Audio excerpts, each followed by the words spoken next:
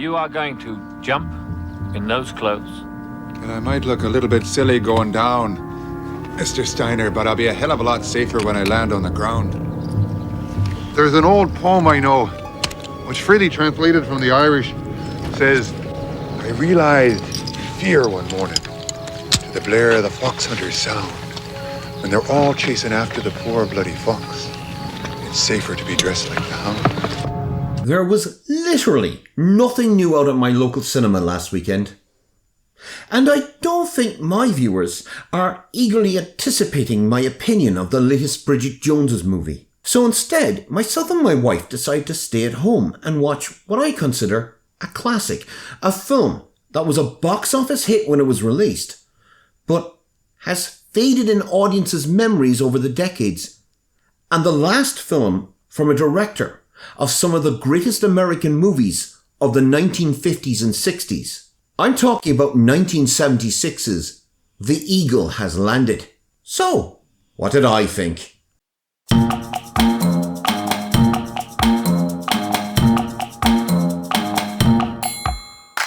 1943, and as the tide of war turns against Germany, disgraced Fallschirmjäger commander Oberst Kurt Steiner, played by Michael Caine, is offered a chance of redemption for himself and his men from the certain death of service in a penal battalion. All they have to do is parachute into England disguised as Polish paratroopers, rendezvous with their contact, IRA man Liam Devlin, played by Donald Sutherland, and in a move intended to change the course of the war, kidnap Winston Churchill. By the late 1970s, the war film, which had been one of the mainstays of the British box office of the previous 3 decades, had come to symbolise the decline of the British film industry, thanks to the cutting of state funding, the withdrawal of investment from the United States, and ever-dwindling audiences in a time of recession exposed to expanding television broadcast hours and the new technology of VCRs. The most reliably profitable British films of the decade, outside of the James Bond franchise, became a seemingly endless line of lowbrow sex comedies with well-known TV sitcom actors to give them an air of respectability. Oh, sorry, Dad, I didn't know you were dictating. Oh, what the hell did you think I was doing? Having an orgy with this Fitch? And film versions of popular TV shows, the very shows that were dragging audiences away from cinemas. A downward trend that would continue into the first years of the 1980s for both the industry and the genre, with flops such as The Seawolves, Escape to Athena, and Force 10 from Navarone, despite the fact it starred Harrison Ford at a time when Star Wars was still playing in British cinemas nearly a year after its release. Got him! I got him! Great kid! Don't get cocky! But in the middle of this decline, there was to be one last hurrah of the old-fashioned boys' own adventure war film with 1976's The Eagle Has Landed. Based on the best-selling novel of the same name from Jack Higgins. To date, the novel has sold over 50 million copies. This was the novel that established Higgins' reputation as an author, even though it was his 36th published work. Now, The Eagle Has Landed doesn't have the most original of premises, with the idea of German troops disguised as British soldiers being first put on screen 33 years earlier in the wartime thriller Went the Day Well. Funny sort of way to spell chocolate. Chocolate is the German for chocolate.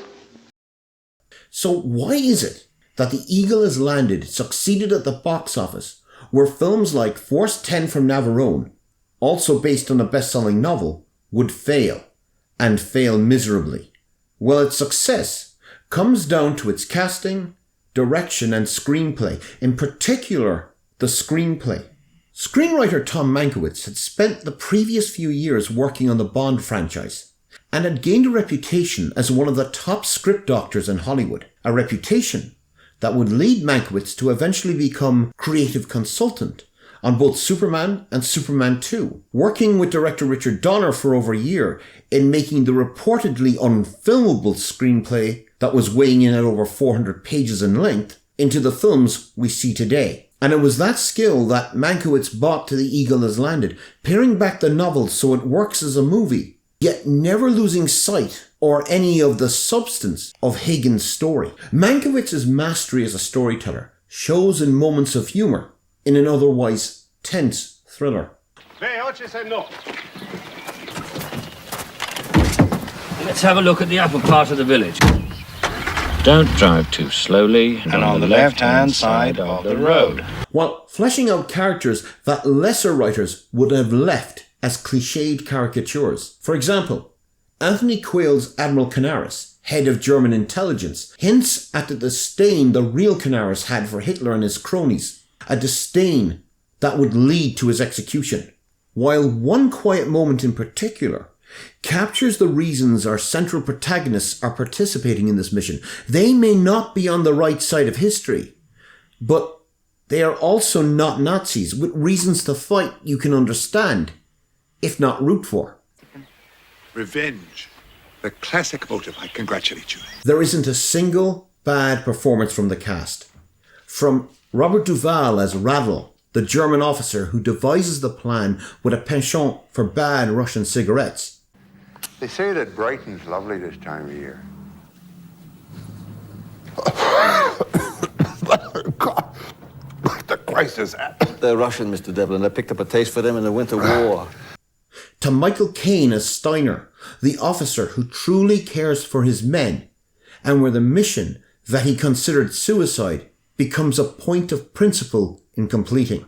There you are, you see, Hans. It's infallible. I can always tell a thoroughgoing bastard when I see one.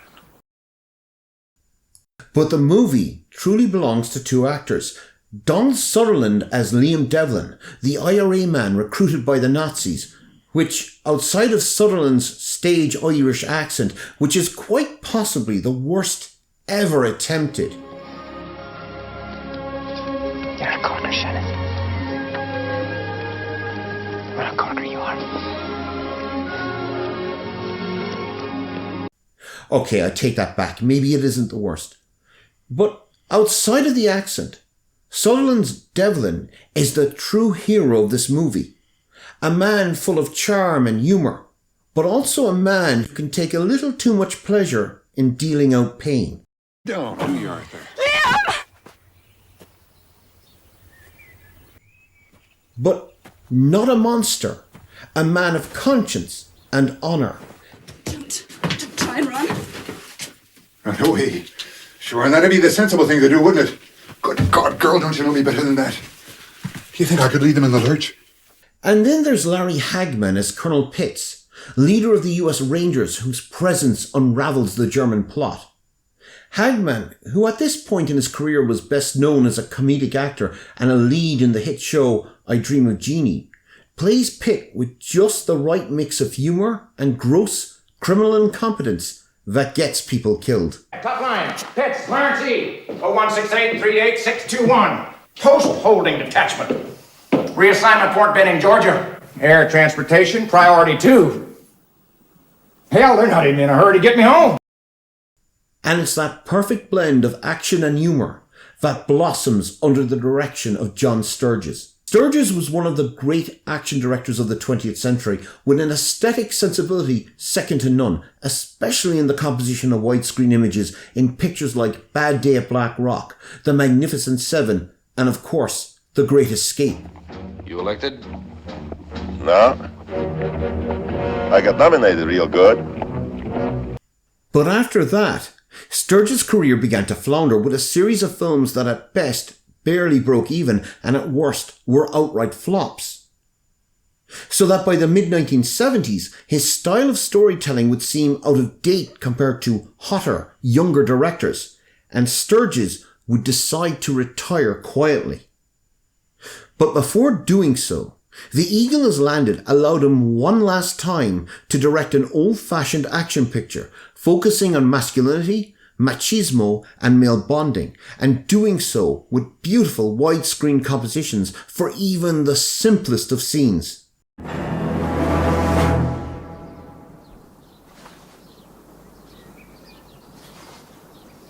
Captain Clark, what can I do for you? And just like one of the characters in his films, Sturges would ride off over the horizon with one last box office hit under his belt. Order! Order! Knock it off! Despite Donald Sutherland's genuinely awful Irish accent, which thankfully we'd never hear again on screen. We all signed on for a percentage, but you never figured I'd bring you this, did you? Nearly 5 decades on, The Eagle Has Landed is still a classic, a taut, tense thriller, and is the perfect mixture of humour and action. You know it works as you watch the final few minutes and you find yourself on edge. Will the German plot succeed? Even though you know history says otherwise. The Eagle Has Landed is available to purchase both on Blu-ray and to download, and is on TV, both satellite and terrestrial, every couple of months. And as I always ask in these classic reviews, if you haven't seen it already, why the hell not? Go watch it. Are you not entertained? Are you not entertained? Is this not why you are here? And if you like this episode of So What Did I Think and want to see more, please remember to click like and subscribe. Always subscribe. Thanks for watching.